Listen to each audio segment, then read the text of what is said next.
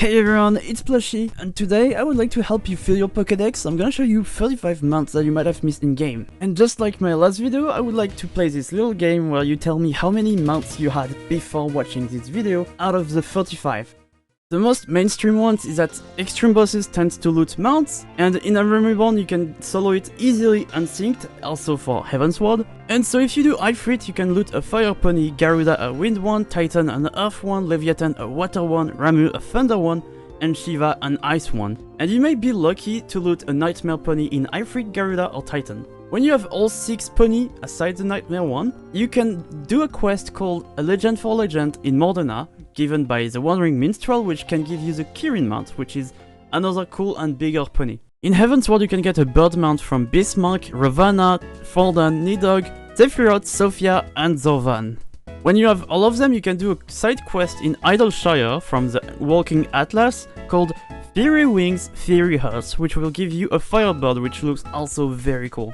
When you will reach level 30 on Conjurer or White Mage, and you do all the class quests from Conjurer up to level 30, you will be able to unlock a quest called Unicorn Power, which will give you a unicorn.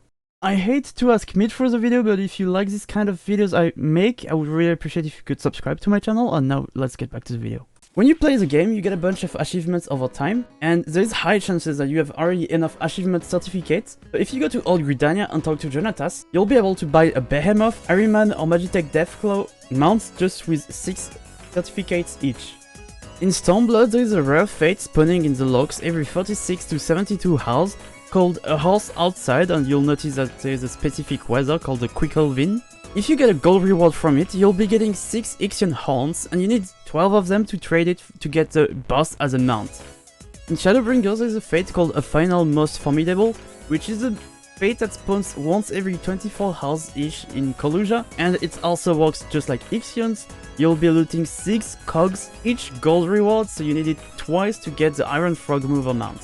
During Stormblood, Final Fantasy XIV and Monster Hunter made a collab, and so there's a new trial added in the game called the Great Hunt, which you can unlock the extreme version. The extreme version is easy to do as a duo unsynced. I usually recommend 2 machinists, but you can just farm it and you may loot the Rathalos mount, otherwise you have to do it 50 times, which I would recommend you to do 2 Rathalos a day so you don't burn out.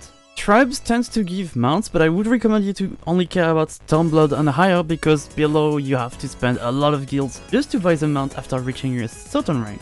Doing the Kojin will give you the Stripped Ray, doing the Ananta will give you the Married and the True Griffin, Navazu will give you the Mikoshi, Pixie will give you a Porxie, the Kitari will give you a Ronka, and the Dwarves will give you a tank. If you reach full level 80 on every fighting classes aside Blue Mage and the Endwalker classes, you will be getting an achievement called Life of Adventure 4, which you can talk to Jonatas to claim your Amaro mount.